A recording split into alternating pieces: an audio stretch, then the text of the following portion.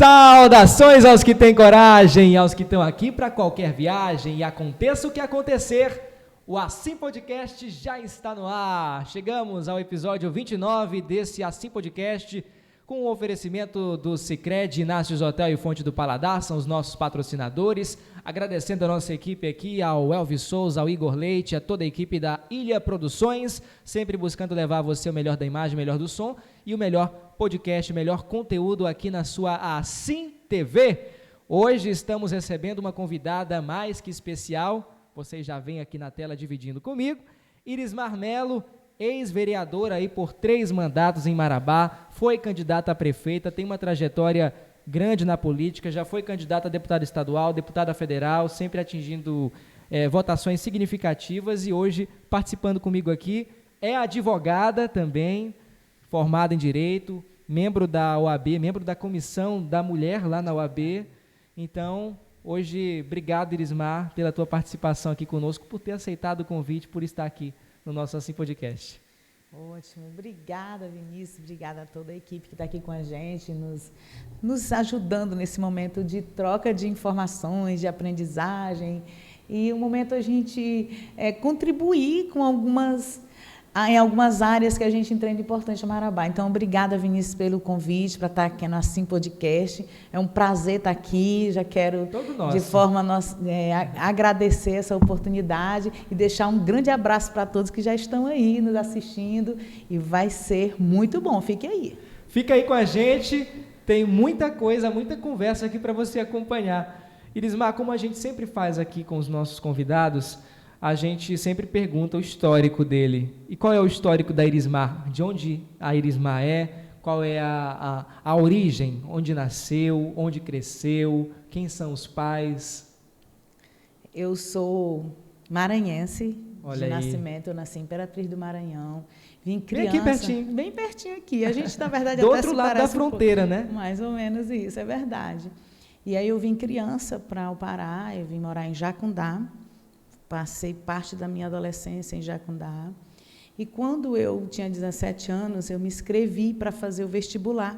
E a cidade mais próxima que tinha universidade era Marabá. Eu me inscrevi para Marabá. Quando vim fazer minha inscrição, estava tendo concurso da prefeitura em 95. Eu me inscrevi também no concurso porque eu tinha feito magistério. E aí, para minha surpresa, passei. Eu fiz a prova, eu acredito que em janeiro, quando foi em fevereiro, eu já estava tomando posse na prefeitura. Olha aí. E eu vim completando 18 anos em janeiro. Vim embora para Marabá e aqui estou há 27 anos.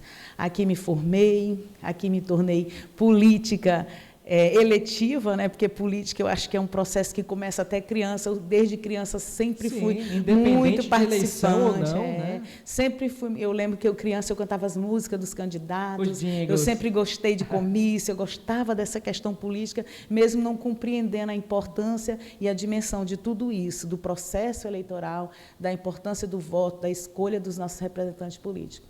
E aí fui nessa militância, fiz a faculdade, eu fiz na UFPA, o curso de pedagogia. Hoje Unifespa aqui em Marabá. Sim, agora Unifespa, né? Naquela época era o quê? 4, 5 cursos e a gente muito concorrido na época. Um vestibular bem diferente de hoje, né? Um vestibular muito mais concorrido, mas você fazia uma concorrência direta. Poucas vagas, pouquíssimas vagas. E assim, para mim, assim, foi uma honra. Marabá para mim significa muito. E aqui eu quero ficar até a hora que eu tiver que ir embora para outra dimensão, é muito importante a gente destacar como que Marabá, essa terra acolhedora, como a gente desenvolveu um amor por essa cidade. E eu nunca pensei em ser política e ser candidata a um cargo, né, apesar de gostar desse envolvimento, dessa militância. E aí a gente, em 2007, recebi o convite para ser filiada a um partido. Em 2008, saí candidata, fui eleita a primeira vez.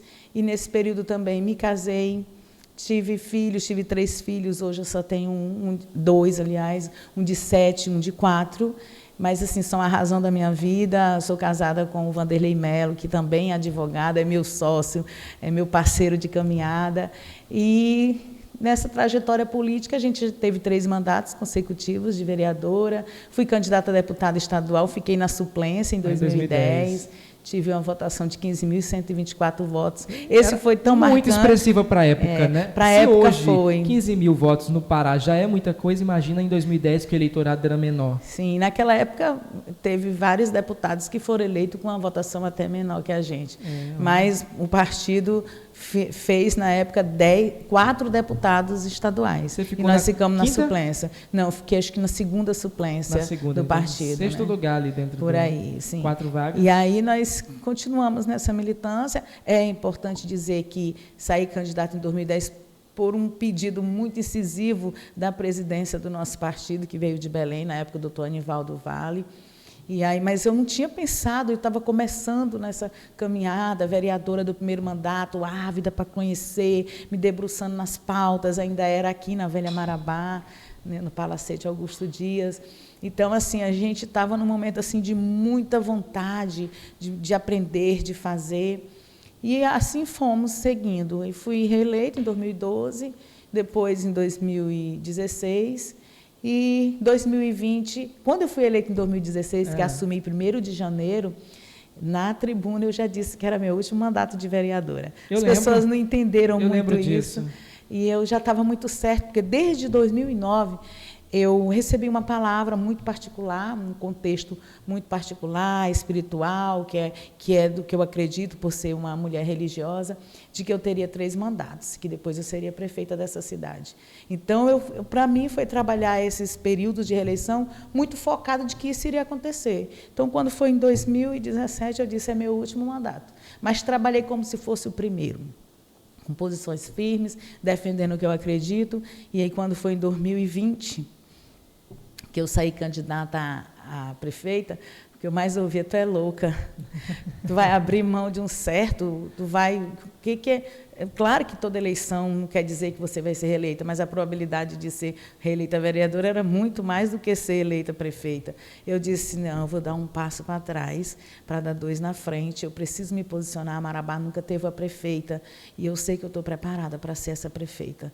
E aí fiz enfrentamento, eu me sinto, Vinícius, naquele todo trajeto, e quando terminou assim, eu estava tão feliz que parecia que eu tinha sido eleita, porque eu sei os desafios que eu enfrentei. Foi uma campanha realmente satisfatória. E né? bonita de fazer, gostosa de fazer, uma equipe muito boa, uma equipe que abraçou, eu tive uma equipe que abraçou a causa, então a gente não caminha só, a gente caminha com pessoas, com gente que acreditam, foi comigo, sofreu comigo, porque não é flores, somente flores, né? Existe toda uma trajetória de dificuldades, mas sempre firme, olhando para frente, dizendo vai dar certo, eu sei aonde eu vou chegar. E aí terminamos esse processo e não fui eleita, apesar de me sentir vitoriosa, e eu disse, dei o primeiro passo. E vou continuar nessa caminhada, e o meu sonho, eu sei que Marabá precisa de uma mulher que ama, que olha, que busca, que estuda, que está sempre em aperfeiçoamento, que olha com sensibilidade para Marabá em todas as suas nuances, para as crianças, para os jovens, para as mulheres, para os idosos, para os homens. Então, isso me move, isso me inquieta. Então, eu sei que um dia vai acontecer e eu estou nessa caminhada. Então, foram 6... ano passado ainda teve a candidatura de deputada federal. Né? O partido pediu para a gente sair, estava sem mandato, e Marabá não tem deputado federal. Então, realmente, era uma proposta que fazia... reforçava e fez com que a gente aceitasse o convite para sair candidata a deputada, até porque sem mandato, o nome está sempre circulando, as pessoas saberem que a gente não está fora do contexto político. Nós estamos ainda nessa caminhada política, a gente está envolvida, a gente sabe que é preciso ter representatividade política, que entendam, que queiram fazer, que tenham um comprometimento. Por isso que nós caminhamos. Foi uma eleição muito diferente, é claro que cada eleição é única, mas a de 2022 em Marabá, 75% dos eleitores votaram em candidatos de fora. De fora, é lamentável então, que assim, Marabá, sem uma representatividade forte no Congresso Nacional, se deixe encantar pelos discursos de candidatos que são alienígenas, né? São externos à nossa realidade. E aí, isso também é um retrato que a gente precisa analisar, a gente precisa refletir, é preciso amadurecer politicamente. Marabá precisa ter representantes em todos os espaços eletivos, na Câmara Federal, no Senado Federal, na Assembleia Legislativa, que, diga-se de passagem, a gente tem 4 deputados, isso é muito bom, parabéns, mas é preciso que a gente avance também para ocupar esses outros espaços. E é isso que a gente vai construindo, cada caminhada é um passo dado. E agora estamos nos preparando aí para ano que vem também a gente estar aí firme nessa caminhada. Irismar, a gente também sempre pede para o convidado trazer algo que seja simbólico dele, que represente para a gente ornamentar aqui a nossa galeria de honra de passagem dos nossos entrevistados. E a Amanda está trazendo aqui já o item que a Irismar trouxe. O que representa para ti essa boneca, Obrigada, Irismar? Amanda. Vinícius, é uma boneca? É uma mulher. É uma mulher. Essa mulher está aqui pensativa e na cabecinha dela está aberta e eu coloquei uma flor de girassol pela importância e significância que o girassol tem. E essa boneca fica na minha sala, no escritório. Olha, quando eu legal. recebi, quando você me enviou a mensagem que tinha esse momento, eu olhei para a minha sala e disse o que estava no escritório, né, na hora? O que significa? Estava no escritório da minha sala. E aí eu disse assim, eu vou levar essa mulher com esse girassol na cabeça. O girassol tem uma história muito bonita, você já ouviu falar? Conheço de longe, eu sei que representa muito o movimento feminino. Ele é a força do sol, a luz do sol, por quê? A história do girassol toda manhã, quando amanhece o dia, o girassol se volta para onde o sol nasce, todos os girassóis. E quando os dias são nublados, eles se voltam um para o outro, para que um possa irradiar a energia e a luz para o outro. Então, essa flor de girassol, pela sua importância, ela precisa da união das mulheres, dessa união para que a gente possa irradiar. E as mulheres, o ser humano, olhar para o outro de que eu preciso do outro. Eu preciso dessa força maior, dessa energia maior, mas eu preciso do outro para viver, para que tenha sentido a minha vida. Então, que mensagem bonita, Irismar. Muito bonita. Então, é energia positiva, é agilidade, tem muito significado a flor de girassol, mas ela ainda tem a prática dela, a vivência da flor, quem conhece plantação de girassol, tem esses exemplos que realmente nos dá uma mensagem importante da necessidade que a gente tem do outro, de viver para o outro e precisar do outro. Por isso, trouxe aqui, sempre que vocês assistirem o podcast, ou um convidado vir aqui e ver essa mulher com essa tranquilidade, mas com a cabeça aqui, pensando, com muitos pensamentos. Olha, essa cabeça aqui está vazia, mas para que tudo possa florescer, crescer e evoluir. Olha só, legal, hein? A mensagem aí da Irismar. Pode deixar aqui no centro, eu quero que ela fique aqui para realmente representativa a Irismar trazendo aqui, mas representativa, acho que de uma luta toda das mulheres, e a gente vai conversar sobre isso, Irismar. Pela tua posição hoje como advogada, membro da Comissão da Mulher Advogada, né, e também por ter sido uma das parlamentares aqui em Marabá. Marabá tem um histórico de poucas mulheres atuando na política. Teve a Wanda, a doutora Cristina, a Elza Miranda, que ainda hoje são vereadoras, né, teve a Toinha também, outras vereadoras, quem mais, gente? A Priscila Veloso, da legislatura passada. A Irmã Nazaré, a Elca... Ismaelca. Wanda, Júlia Rosa. Júlia Rosa, que foi presidente Júlia Rosa é uma referência para a gente. E ainda hoje uma ativista, né? Foi presidente do Fórum, né, Permanente de Mulheres. Ela foi presidente, na verdade, ela foi coordenadora da Coordenadoria da Mulher e foi presidente por muitos anos, membro fundadora da Associação da Mulher de Marabá. Então, ela é uma referência. Marabá teve, ao longo da sua história da emancipação política administrativa, 15 mulheres vereadoras. E tem tudo lá na Câmara, lá tudo, no Museu tem nos anais. Né? Inclusive, eu já fui lá, e é um ambiente muito agradável, que dá para acompanhar a história e moderno também. Sim, tem a tua história lá também. Lá tem um espaço que foi destinado para contar a história política, né, de Marabá, E tem um espaço muito bonito chamado Elas na Política, que tem as fotos de todos. Eles fizeram uma caricatura de todas as vereadoras que passaram lá pelo parlamento. E a gente faz parte dessa história. Eu me sinto feliz também de ter contribuído com alguns avanços e conquistas voltadas às necessidades das crianças, dos adolescentes, das mulheres em Marabá. Então, realmente, eu sinto assim, eu tenho um sentimento assim muito gostoso de ter contribuído com o Parlamento Municipal de Marabá, desse município que nós amamos. É um município assim que ele tem uma carinha de mãe, né? Ele é acolhedora, todo que chega aqui não tem como não amar essa cidade.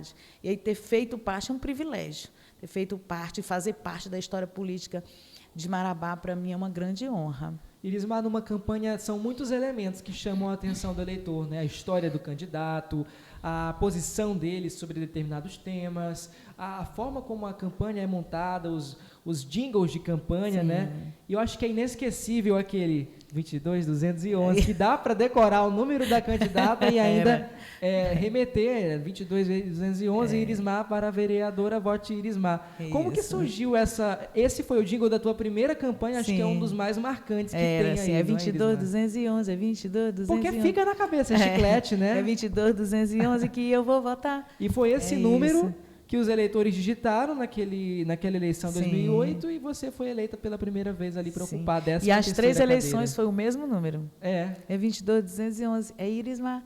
Então, assim, foi nas 3. Eu fiz 4 eleições com esse número. Foi a de vereadora 3 vezes e deputada estadual. Deputada estadual, todos 22.211. Realmente um número marcante. Então, a gente tem assim um carinho por esse número. Quem foi que criou esse? Você lembra como foi? Olha como foi. Jingle, Irismar? Quando eu aceitei ser candidata, foi assim, na reta final. Tipo, a convenção era seria... no dia seguinte. E aí eu fiquei 3 meses do convite pensando, pedindo a Deus orientação, fiz prova, eu mesma entrava no meu quarto, num quarto que eu tinha no apartamento que eu morava, e orava, pedia a direção de Deus, e Deus foi me mostrando que era para mim aceitar. E aí, certa manhã, eu recebi uma ligação para tomar um café, que seria o dia que eu teria que dizer sim ou não. E eu achei, assim, eu tive algumas condutas, algumas situações que me mostravam que Deus estava nesse negócio. Uma vez eu estava na frente de uma igreja preparando uma cantata de Páscoa.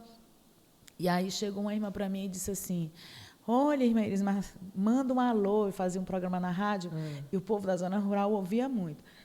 Manda um alô para o pessoal lá do PA Alegria. Mas eu sonhei com a senhora esses dias. Eu sonhei que era uma pirâmide grande, a senhora subia. E aí, lá no alto, e uma multidão essa mulher lhe seguia. Essa mulher dizia para mim. Né? Sim, aí eu dizia, meu Deus, aí era grande. Ela era, não tem a do Egito? Eu disse, tem. Aí ela falou, era maior do que aquela. Eu digo, era muito grande. Nossa. E aí ela falou isso, aí, coincidentemente, eu também, à noite, tinha ligado para uma irmã para falar de uma ação que nós iríamos fazer com os jovens da igreja. E aí ela disse assim, olha, abre a tua Bíblia aí. Eu abri minha Bíblia, ela me deu para me ler um versículo que era em Ezequiel. E eu fiquei, meu Deus do céu, é tão difícil interpretar Ezequiel, é um livro que não é muito fácil de interpretar. Eu li, não entendi nada, mas ficou por isso mesmo. De madrugada, 4 horas da manhã, eu levantei, fui para esse quarto que eu estava levantando e orando, pedindo a Deus direção, e a Bíblia estava aberta no mesmo lugar. E aí estava aquele versículo, eu li de novo. Meu Deus, eu orei, Espírito Santo, me revela o que está acontecendo, porque eu não estou conseguindo entender o que tu queres me falar com esse versículo. E aí, quando eu comecei a ler, foi como eu li e dizia, não, mas eu não estou conseguindo entender. Orei, pedi que o Senhor me ajudasse, que estava chegando a última hora que eu tinha que tomar a decisão. Quando foi 7h30 da manhã, eu recebi uma ligação para tomar um café com 2 lideranças, uma política, outra eclesiástica. E aí, quando chego lá, nesse café, eu calada, eles conversando, eles viraram para mim, sim, nós estamos conversando, querendo saber se você aceita ser candidata, porque a gente vai te apoiar. Imediatamente, eu vi o que o versículo me dizia, as 2 colunas fortes que eu passava no meio, o versículo tratava disso. Eu vi imediatamente, aí eu disse, aceito. E aí, na mesma semana, teve a convenção, fui para a convenção, e aí o pessoal já estava escolhendo os números, e eu tinha que escolher meu número. Eu cheguei... Chegou o momento crucial. A sede do partido era aqui, na 7 de junho. Era. Aí eu cheguei lá, estava a Raquel, estava faltando tinha 4 números assim para a gente me escolher uma. Eu olhei para os números, aí ela disse, vamos fazer o seguinte, eu vou dobrar os números e tu vai pegar um. Eu falei, então vamos orar. Aí eu fiz isso quando eu peguei o número 22.211. Eu disse, vai ser esse número. Aí. A história do número, né? A história do número foi isso. E aí escolhi o 22.211 e comecei a amar o 22.211. E aí deu certo e foi com ele que eu fui candidata 4 vezes e 3 vezes fui eleita vereadora de Marabá com esse número. Então, esse número realmente tem aí um significado muito grande para mim. Nossa. E aí a gente depois saiu com o 22, que a gente ficou 15 anos no PL. 22, né? Era PL, depois passou a ser PR, depois PL de novo, mas o mesmo dígito, 22. Sim. E ficamos muitos anos com esse partido e também com essa relação. E eu só saí do PL porque mudou a conjuntura estadual. Eu sempre fui ligado politicamente à família Vale. Nacional também, né? Nacional, na verdade, continuou o mesmo presidente, né? Só veio a vinda do Bolsonaro para o PL, foi que teve interferência aqui no estado do Pará. Que aí o Zequinha Marinho assumiu. Foi, aí ele quis, especialmente, que no Pará fosse o Zequinha. Então, imagine uma família que estava 20 anos comandando um partido num estado, só foi dado a eles a oportunidade de se retirar. A família Vale. A família Vale. Já representada pela figura do Luciano, né? Na verdade, era o doutor Anivaldo, que foi deputado federal 3 vezes, foi o Lúcio também, depois vice-governador, e depois o Cristiano Vale, que hoje é prefeito de Viseu, mas estava deputado. Foi eleito na suplementar. Na suplementar, agora de 5 de fevereiro. Então, o que aconteceu? A gente teve que tomar essa decisão. E aí, antes mesmo dele ir para o PP, eu fui a Belém, conversamos, ele me disse, Irismar, vou te contar, de primeira mão, incrível, estava eu e o prefeito de Santarém Novo. Nós almoçando, ele contou a história, uma história assim que foi muito difícil o processo, porque tu imagina essa relação que você tem. Ele virou para mim e falou assim, Irismar, você vem para o partido que eu vou, nós vamos assumir o PP. Eu disse, conte comigo, eu vou estar no PP. Ele disse, em Marabá o PP é seu. E aí eu liguei só para o meu marido e falei, amor, aconteceu isso, nós vamos ter que mudar de partido, o que é que você diz? Ele disse, acompanha a liderança que sempre ele disse, acompanha a liderança que sempre lhe garante estar com você na questão partidária, porque isso é muito importante, a lealdade e a fidelidade partidária. E assim nós mudamos para o PP, que tem, ideologicamente, as mesmas... Um número antes, né? Um número antes. Na verdade, a metade do 22. E agora é o 11, né?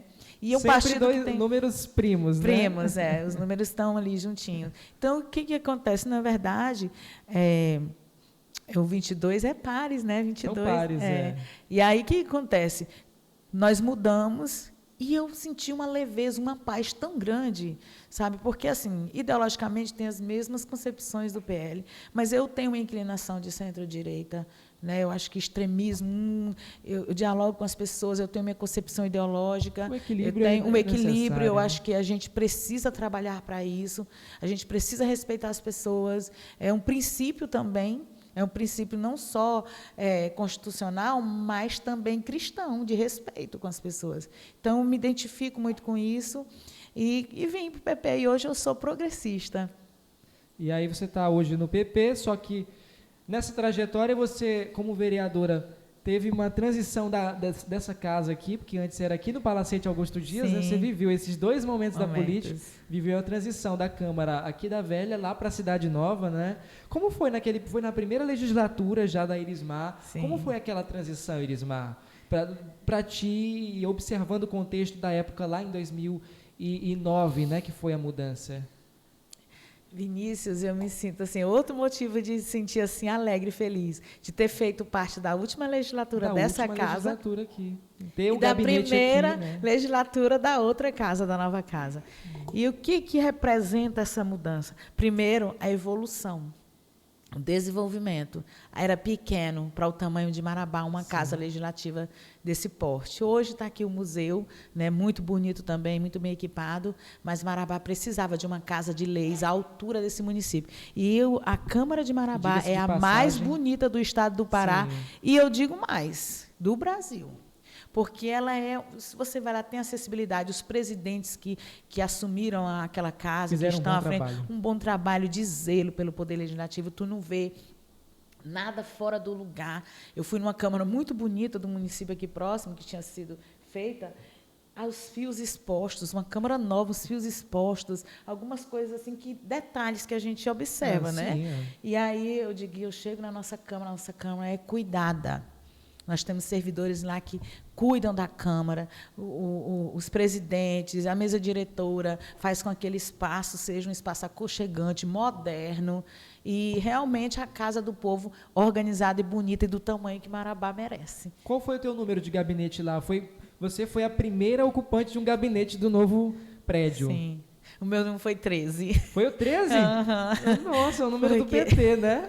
Isso, nem uma ligação partidária, mas foi por questão de estruturação. Ali, né? Porque eu era vice-presidente da Câmara e o 13 é do lado do gabinete da presidência. Ou seja, foi por esse momento. Ali, né? Tinha que ser ali. Fica no segundo andar. Logo que você sobe o gabinete da presidência. Na verdade, é primeiro andar que se chama. Porque que a gente chama primeiro, que a gente chama de primeiro térreo, né? Então, assim, logo que você sobe no primeiro andar, tem um gabinete da presidência. Logo em seguida é o gabinete 13, que era da vice-presidência. Olha só. Falar em vice-presidente da Câmara, Irismar, você foi vice-presidente da Câmara. 2 legislaturas. E assumiu em um dos momentos a prefeitura em razão da viagem dos titulares, tanto o prefeito quanto o vice e o presidente da Câmara, né? Tu só tem 21 anos mesmo, porque tu sabe de histórias, viu? Eu tenho 21, mas eu tô... Ele lembra, eu tô pesquisa também, né? Bom aí, terminei revelando a idade, né, do comunicador. Sem contar, vou te revelar aqui um segredo.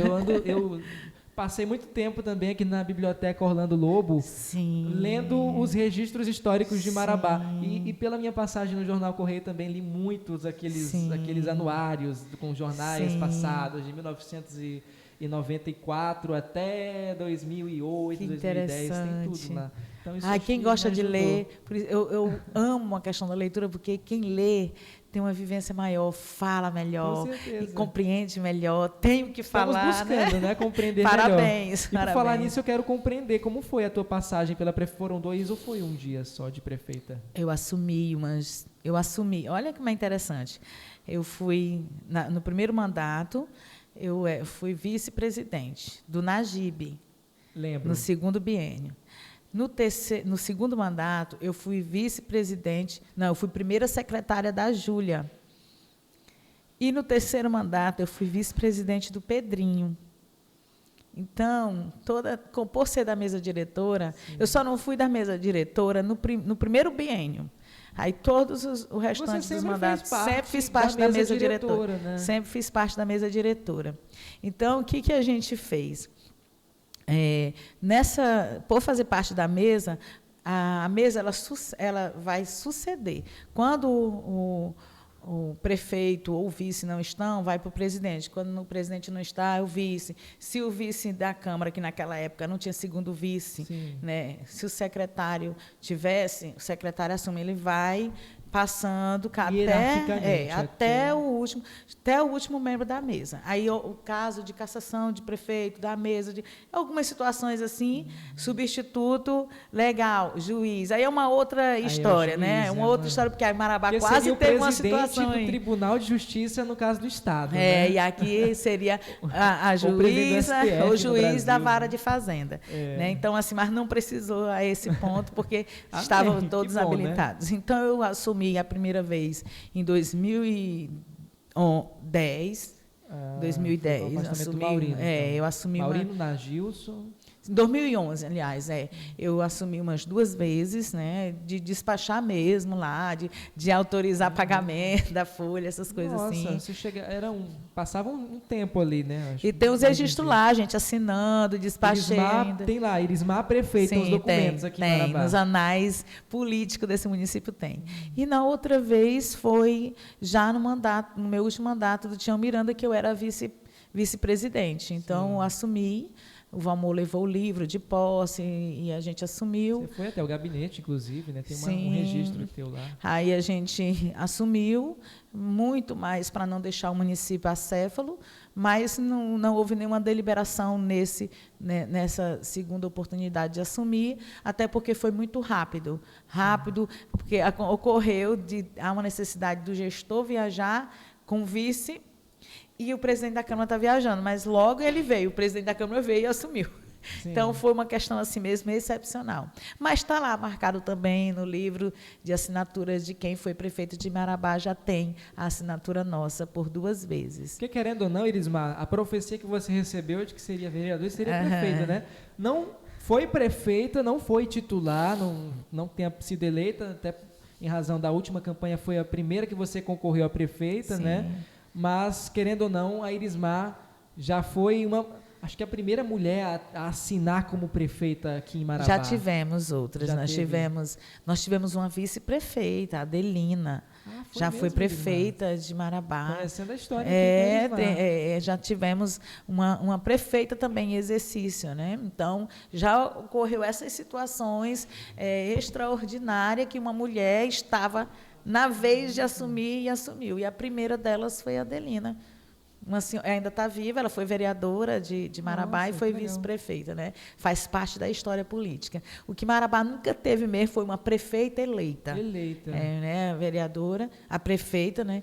Nós tivemos em 2008 a candidatura da Bernadette, né? Que ela foi candidata. E depois nós ficamos um hiato de 10 anos sem candidatura de feminina. E aí, quando foi em 2020, eu disse, bom, eu vou colocar meu nome, Marabá precisa, e Marabá tem mulher de coragem, preparada, com vontade e querendo a oportunidade de fazer muito mais. E aquilo que, de repente, não é foco das gestões, porque hoje a gente vive uma situação de hiperfoco. E algumas áreas sensíveis e importantes não têm a atenção devida, né? Que é uma questão que a gente entende que dá para ser austera na questão do erário, da questão do recurso, mas também dá atenção para áreas que são elementares do ser humano. Marabá não tem uma creche para uma criança, isso é elementar. Como é que uma mãe vai trabalhar se ela não tem onde deixar um filho? Aí a gente, Marabá, um hospital com mais de 40 anos. Marabá precisa de um hospital à altura, assim como tem uma Câmara, à altura de Marabá precisa de um hospital para cuidar das famílias, das pessoas, dos usuários, dos nossos pacientes à altura. Um hospital novo, um hospital ampliado, moderno, né, com a capacidade de atendimento de acordo com a nossa realidade. Então, essas questões, elas são prementes, não dá para a gente abrir mão disso, né? Então, são questões que eu acho que tem que ter alguém com essa vontade, com essa sensibilidade, com essa coragem para fazer. Porque a gente também não pode pensar só que Marabá é uma cidade abençoada. Sim. Deus tem abençoado, as mãos de Deus é estendida para Marabá. 2 grandes rios. A gente tem... Nós temos ambientalmente, nós temos geograficamente, nós temos de todas as naturezas, culturalmente, nós temos gente, nós temos potência. Nosso turismo aqui, um turismo empreendedor nessa cidade, não precisava, nós íamos atrair o investimento, atrair público para cá, turistas para cá, mas isso só vai acontecer se houver vontade política. E os nossos jovens, há uma outra área que me incomoda muito. Nós temos aí o advento da Lei da Juventude, Estatuto da Juventude, que são de 15 a 29 anos. Nós temos um conselho que foi aprovado, mas nunca foi implementado. Nós não temos nenhuma coordenadoria da juventude, sequer uma secretaria. Nós não temos Secretaria da Mulher. E esse público está aí, querendo ter espaço, querendo ter oportunidade, querendo se capacitar, mas algumas iniciativas de entidades ofertam alguns cursos, mas e depois? E a inserção no mercado de trabalho? Então, é preciso ter uma política que pense isso, uma política nesse sentido, de inserção desse jovem, da oportunidade do primeiro emprego. Então, eu acredito que nós só vamos avançar nisso quando a gente tiver alguém que tenha essa identificação, que queira, que sinta na pele, que tenha vontade de fazer. E se movimente. Você tem que articular, é com o governo do Estado, é com o governo federal, é com as empresas privadas. Hoje eu tenho certeza que é assim, com tantos empresários que vêm para cá, tem grandes entraves por conta de não ter políticas públicas que realmente favoreçam, incrementam ou fortaleçam o empreendedorismo em Marabá. Então, o que acontece com essas empresas? Elas vão para outras cidades. Marabá só não perdeu habitantes nesses últimos 10 anos, segundo o IBGE, porque Marabá ela cresce organicamente. Sim. Sou eu, é você que está aí, que trabalha, que dá a sua cara. Mesmo faz assim, um crescimento muito tímido, ainda aquém daquilo Sim. que se esperava que esse censo fosse traduzir um crescimento para além dos 300 mil habitantes. Sim, não aconteceu. Ainda não aconteceu. Mas justamente por isso, porque Marabá figura, e isso é triste. Às vezes, quando você fala alguém lá de fora que não acompanha, ou numa visão muito mais apaixonada, pessoalizada, não quer ver. 2017, o IPE, o Instituto renomado do Brasil, e aí, se você não conhece, pesquisem, classificou Marabá como o pior lugar para a mulher viver. Meu Deus, como assim? Essa semana eu recebo uma ligação de um bairro bem carente de Marabá, porque lá as mulheres tentam uma consulta ginecológica e não conseguem nas unidades básicas de saúde o atendimento ginecológico. Então, assim, não adianta fazer uma campanha só no outubro, Rosa. O ano inteiro as mulheres precisam de consulta, elas precisam de atendimentos.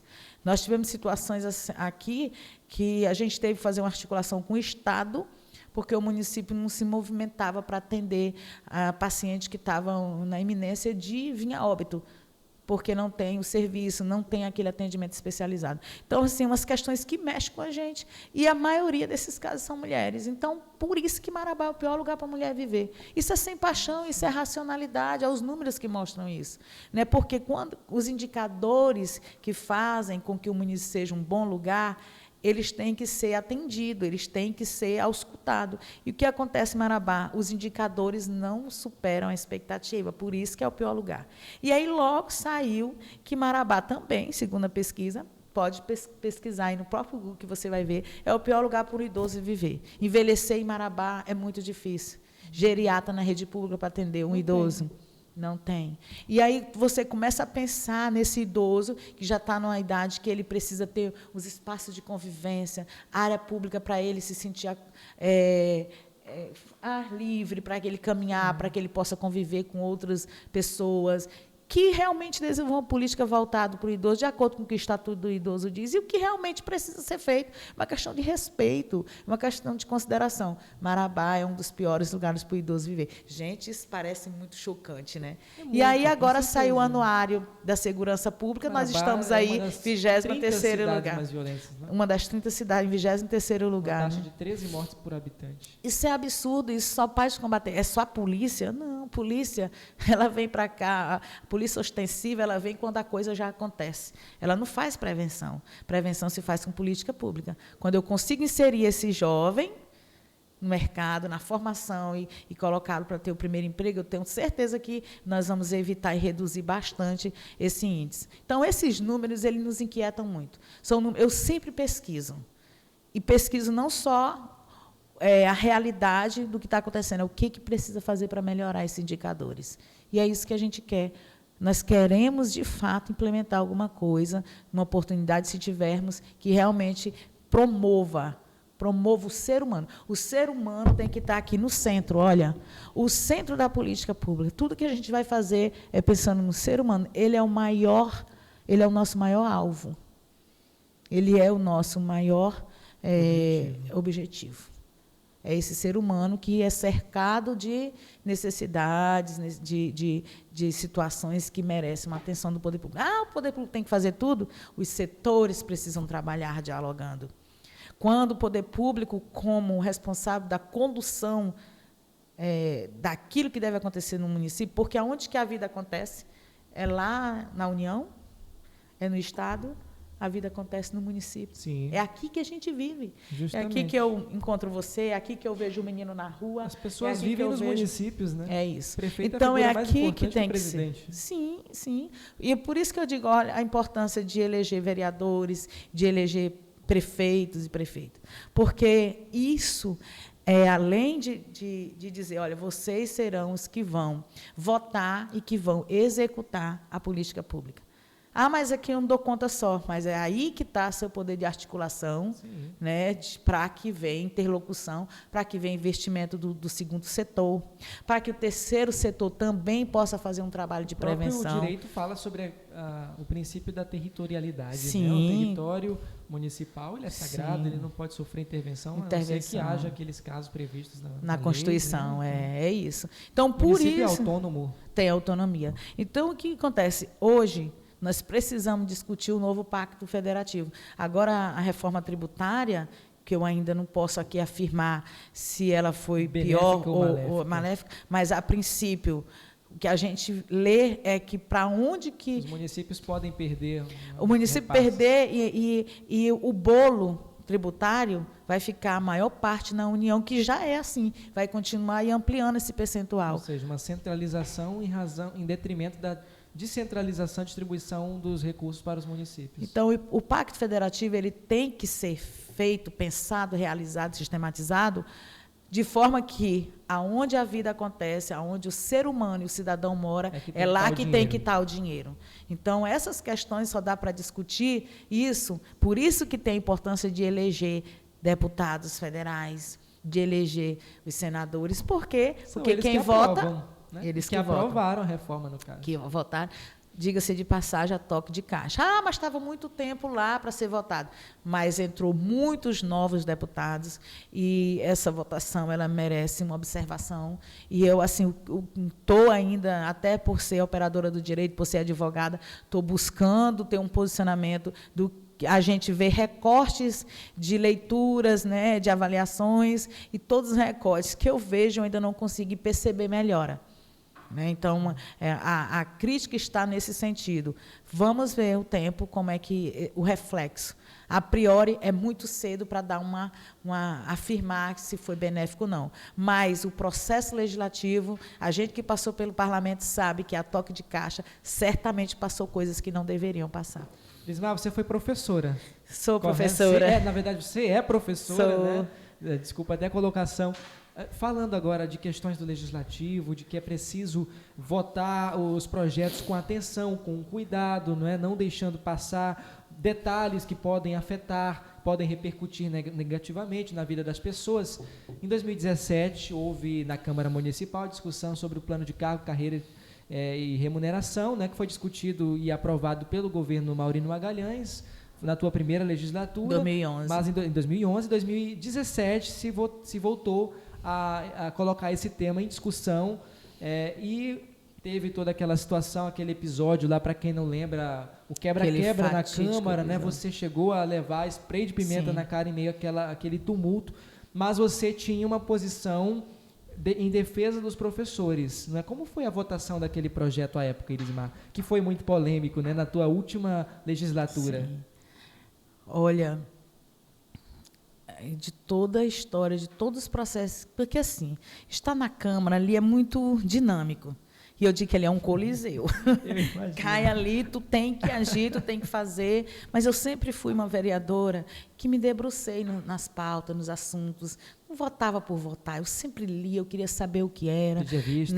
Pedia vista, eu sempre fui assim, né? E eu tive o respeito dos meus colegas por ser assim. E eu digo que eu nunca fui oposição, eu tive posição. Porque oposição é muito pejorativo, fica parecendo que você é da turma do quanto pior, melhor. De forma nenhuma. Até porque eu defendo a democracia. Se não é do meu lado, vou ser se não for, não, de jeito nenhum. Tanto que isso é que permeava a minha atuação. E a reforma, essa alteração do PCCRE, ela foi traumática. Ela foi algo assim que marcou a minha caminhada como vereadora. Nós conseguimos, numa articulação junto com o sindicato e alguns professores, ali nesse diálogo, nessa conversa, alterar 6 artigos que vieram ainda beneficiar pelo menos assegurar os direitos adquiridos, mas, em suma, a alteração ela foi maléfica para a categoria. Ela foi assim impactante. né, na vida dos professores, na carreira dos professores desse município. E eu jamais deixaria os professores. Eu recebi ligações, eu recebi pressão, eu recebi ataques, eu entrei com ação contra o próprio colega na Câmara por me atacar, por práticas desrespeitosas, mas eu sempre fui para cima, acreditava. Cheguei a dizer para o prefeito, ele me ligou, me pedindo que eu avaliasse meu posicionamento. Eu disse, infelizmente, eu nunca vou ser contra a minha categoria. Eu sou professora, eu não vou ser contra a minha categoria. É claro que, se fosse alguma coisa para beneficiar, eu votaria na hora, mas a alteração em si, ela só trouxe prejuízos para a categoria.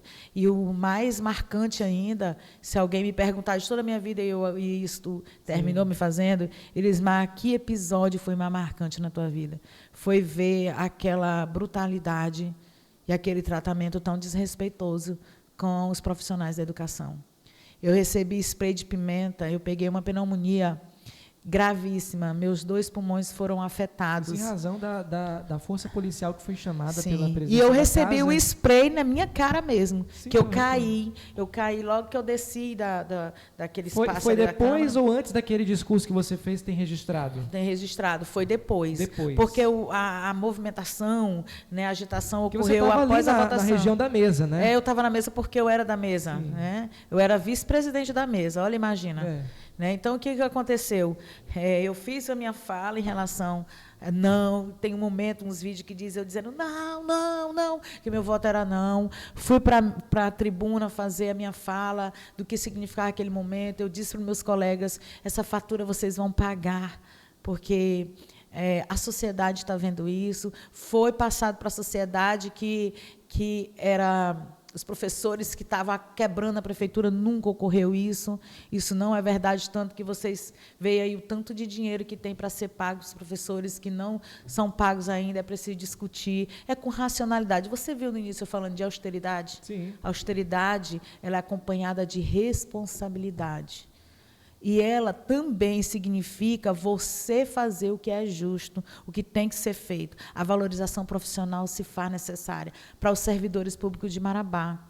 Que a recomposição, como vocês veem, é um processo doloroso para os servidores de Marabá. E a gente perde grandes e excelentes profissionais aqui, até para o município próximo, por conta da remuneração ser baixa em relação a outros municípios. Então, a gente não pode fechar os olhos para isso. Vamos focar tudo e pagar esses 3% que atende a população, mas é esses 3% que atende a população. Então, a gente precisa realmente fazer um equilíbrio desse processo. Então, os professores têm sofrido bastante em relação ao que precisa ser feito, é uma luta, é uma caminhada. E eu tento fazer uma leitura de que a gente tem um gestor que ele tem uma preocupação muito grande com a coisa pública. Eu não vou fechar os olhos para isso, de forma nenhuma. E ele é respeitado por isso, inclusive por mim. Mas é preciso dialogar, ter uma mesa de negociação onde o que pode ser feito tem que fazer. E a gente percebe que o que pode ser feito não é feito. A nossa crítica se dá por conta disso, né, desse fechamento de pauta, de não abrir para um debate, para evoluir. E a gente espera que a próxima gestão de Marabá tenha esse comprometimento, né, de dialogar, fazer o que é legal, obedecermos os princípios da administração pública, legalidade, né? Legalidade, publicidade, eficiência. Isso é o famoso LIMP, né? Isso, então é preciso fazer isso. Agora tu imagina, a gente sabe dos princípios constitucionais da supremacia do interesse público, da indisponibilidade do terceiro público, e esses princípios constitucionais aí. Então, por ter formação jurídica, e sou especialista em direito público, com ênfase em constitucional, eu nem posso, Vinícius, aqui me dar o luxo de fazer diferente ou ferir na legalidade, de forma que não é nem luxo. Eu não posso errar ferindo a legalidade. Somente por conhecer. Né? Justamente por conhecer. E eu fui impulsionada, e aí diga-se de passagem, como eu disse, sou professora de formação, porque eu fiz magistério em 94, comecei magistério. Depois eu fiz, em 98, pedagogia. 2015 eu fiz Direito, e nesse processo também eu fiz mestrado em Educação, eu fiz uma pós-graduação em Psicopedagogia, e aí eu fiz Direito, muito mais impulsionada por isso. Eu lembro que meu marido dizia assim, tu tem todo o perfil de ser advogada, tu é uma pessoa que luta por direito, defende direito, e eu dizia para ele, um dia eu faço. Olha o que eu disse para ele. Aí, quando chegou à faculdade aqui em Marabá, Carajás, ele disse, agora você vai fazer. Eu sou da primeira turma da faculdade, passei na UAB no 9º período. Então, assim, já foi... E, paralelamente a isso, eu fiz a minha pós em Direito Público, ainda cursando a faculdade. Olha, que legal. E agora eu fiz mais 3 especialização na área do direito. Então, assim, sempre estudando, porque eu gosto de estudar, eu gosto de conhecer, eu gosto de fazer as coisas corretas, obedecendo à legislação. A gente pode até errar, porque a gente não sabe de tudo, mas a gente vai fazer de tudo para não errar. E, principalmente, para não prejudicar a nossa população. Então, eu vejo que, dentro lá da Câmara, esse foi o episódio mais marcante. Né? Eu nunca imaginava que eu iria passar por uma... Quantas vezes esse prédio aqui, antigo prédio da Câmara, foi lotado, que era minúsculo o auditório, pequeno, né? Superlotava mesmo, não cabia mais pessoas. E quantas vezes foi lotado a Câmara lá, que é um ambiente muito maior, comporta 400 pessoas, já lotou, mas como naquele episódio dos professores. Muito lotou, mas nunca eu vi uma atitude onde a força policial foi para realmente enfrentar. E foi também, isso foi viabilizado pela própria prefeitura, pelos prefeitos. E aí compreende quem estava à frente e mandou aquele staff para a Câmara para coibir os educadores desse município. Então, acredito que isso marcou não só para mim como legisladora, mas como professora, assim como toda aquela categoria que ali sofreram aquela atrocidade. Você falou que você tem as especializações, hoje você atua como advogada, né, como operadora do direito. Como que está hoje a Irismar nesse sentido, na vida profissional, Irismar, assumindo aí a responsabilidade de uma causídica, né? Esse termo que é mais antigo, mas que ainda se aplica ao operador do direito. Mas cabe, sim, ao operador. É uma experiência muito rica, onde a gente tem a identificação, porque não sou generalista, mas eu me identifico muito com direito público, com improbidade administrativa, com licitações e contratos, e a lei que rege a própria situação dos servidores. A gente recebe demandas desse direito de servidores que não estão sendo assegurados, então a gente tem entrado com demanda. Então, eu sou sócia do meu marido num escritório de advocacia, e eu sou mediadora judicial também, do Tribunal de Justiça do Pará do Sejus. Eu comecei a fazer muito bom, o curso de conciliador. Tem que trabalhar um tempo de graça, né? Ano. Mas depois a gente assume aí a gente faz a parte teórica, sim, faz a parte de estágio. Eu já superei todas essas, já recebi todo o certificado, inclusive meu nome está lá. Já foi endossada. Sim, já tenho toda a formação. E eu estou na parte do voluntariado, que é um período que a gente precisa fazer. E, assim, como tem outras turmas que estão em processo de formação, a gente está dando oportunidade para que essas turmas consigam essas horas necessárias para concluir o curso. Mas, assim, o curso transformou minha vida, até na minha prática de atender as pessoas que necessitam, as causas que chegam até o nosso escritório, com esse viés muito mais humano, de tentar uma conciliação também, porque o que acontece nas decisões dentro do fórum? É uma decisão de um terceiro. Um terceiro decide por você, O juiz decide com quem está o direito. E, muitas vezes, não satisfaz a necessidade das partes. Pode ter certeza que, numa decisão de um terceiro, sempre um sai mais prejudicado. Porque esse prejudicado ele não é só material. Ele tem tudo que envolve o ser humano. Direito de família, por exemplo. Não tem nem como a gente abrir mão de uma audiência de mediação. Sim. Porque as partes veem um conjunto de situações que fazem com que essas partes chegam lá machucada, tem filhos, tem bens, tem toda uma situação que precisa sentar para resolver. E a melhor forma de resolver é fazer com que as partes resolvam, se entendam, A não ser que não tenha jeito mesmo, e a gente lança a mão de técnicas, porque o litígio gera uma sobrecarga ao sistema judiciário que já é muito moroso, já é muito demorado. Sim. O sistema da e aí, justiça realmente, ser mediadora e conciliadora do Sejusc, que tem esse objetivo de desafogar o judiciário nessas causas, né, de consumidor, direito de família, sim, ela é célere, né, e tem ainda esse objetivo maior, que é fazer com que as partes, na autocomposição, eles mesmos vão decidir. Eu acho isso fantástico, eu me apaixonei por isso.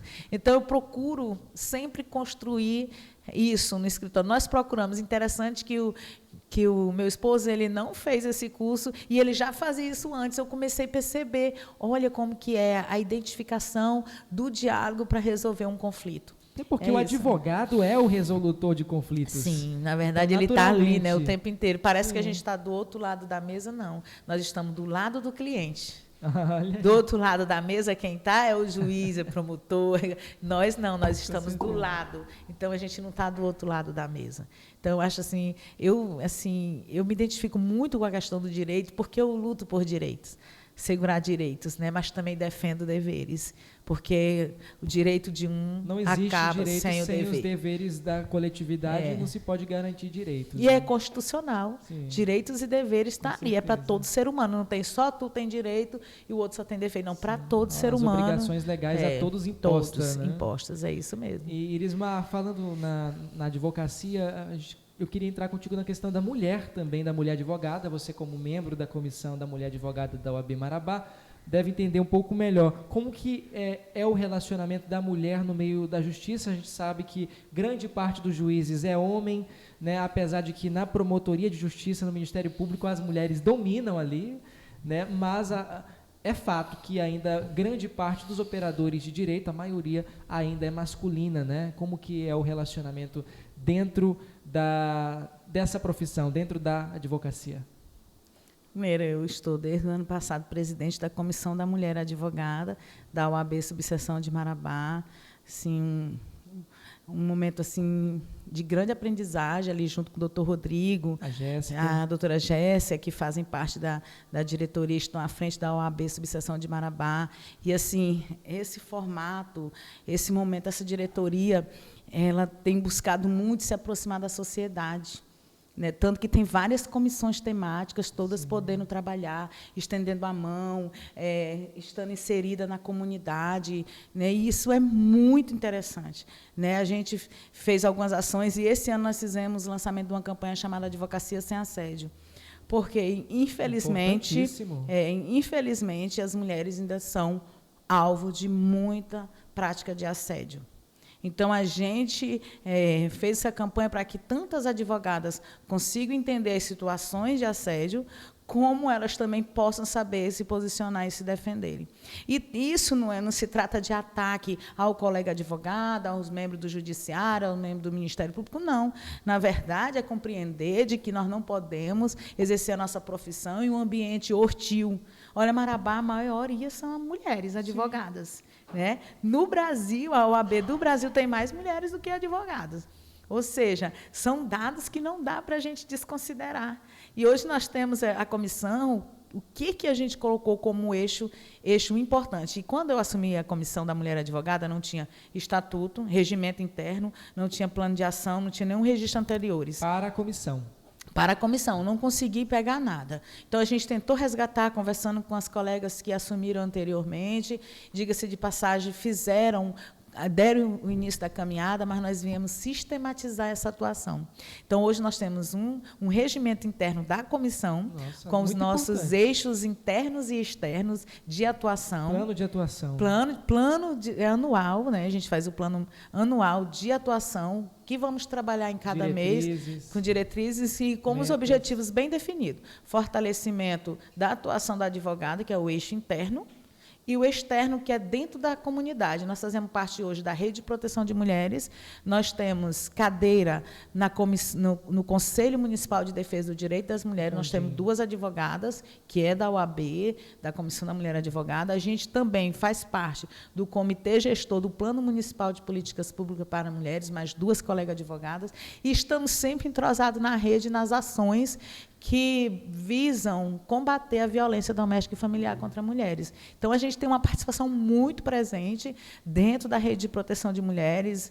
Nós somos sempre chamados pelo Poder Judiciário, pelo Ministério Público, Defensoria Pública, para parceria, Poder Legislativo e as entidades não governamentais. Então, assim, é um trabalho, essa rede de proteção de mulheres em Marabá hoje tem amadurecido bastante, com órgãos do Estado, a Delegacia da Mulher, que, olha, nós tínhamos uma delegada para atender, ainda era junto, DEAN com DEAC, a Delegacia Especializada da Mulher com a Delegacia Especializada da Criança.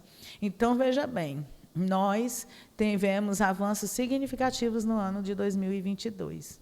Então, a gente não pode deixar de considerar que é fruto de articulação, de amadurecimento, de luta dessa rede de proteção que tem a OAB inserida. Nós conseguimos ainda, ano passado, fruto dessa articulação também, com que Marabá tivesse uma vara especializada de violência doméstica. Nós esteve eu, doutora Cristina, Júlia Rosa, doutora Cristina vereadora, Júlia Rosa, que era coordenadora de Coordenadoria da Mulher, e a doutora Luciana Guquipou, que é a vice-presidente estadual da OAB do Pará. Sim. Nós tivemos em audiência com a doutora Célia Regina, que era presidente do Tribunal de Justiça do Pará no mês de abril, e ela se comprometeu, botou os números na mesa e se comprometeu de, até terminar o mandato dela, que terminou em janeiro desse ano, ela implantar em Marabá a vara especializada, e assim ela fez. A gente ficou muito feliz, nós temos um juiz muito atuante, muito humano, muito comprometido, que é o doutor Alexandre Aracá, que nós temos uma promotora do mesmo naipe, sabe, engajada, que é a doutora Francisca Paula. Então, assim, nós temos o doutor Zé Erickson na defensoria, que está sempre junto com a gente, com a doutora Nara, que é a defensora que atua. Nós temos, hoje, 4 delegadas, e a delegacia funcionando 24 horas para atender a mulher vítima de violência. Então, a gente viu que os equipamentos evoluíram. Né? Hoje, nós temos uma coordenadoria, mas nós precisamos, Marabá precisa de ter uma secretaria da mulher. Marabá tem porte para isso, suporte para isso. Então, a gente precisa, de fato, ir conquistando, mas a gente tem conquistado, e a gente faz parte dessa conquista. Na Câmara de Marabá, quando, ainda no mandato de vereadora, no meu primeiro mandato, eu fui autora do projeto de resolução que criou a Comissão Permanente de Defesa dos Direitos da Infância e Juventude.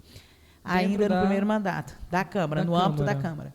No meu segundo mandato... Essa comissão não existe mais hoje. Existe? Existe. Só que eles aglutinaram ela dentro de direitos humanos, comissão, tudo permanente. Eles fizeram isso ultimamente. No meu segundo mandato, eu fui autora do projeto de resolução que criou a Comissão Permanente de Defesa do Direito da Mulher. E no meu último mandato, isso foi no segundo da mulher. Da mulher também foi aglutinada. Aglutinaram tudo. Isso, um absurdo. Uma tentativa de invisibilizar um absurdo. Todas essas eu tenho críticas ferrenhas em relação ao que houve, mas eu não estou lá. Eu até disse para minhas colegas, vocês precisam mudar isso. Porque eu jamais aceitaria essa aglutinação. A gente não pode misturar tudo no mesmo pacote. E aí...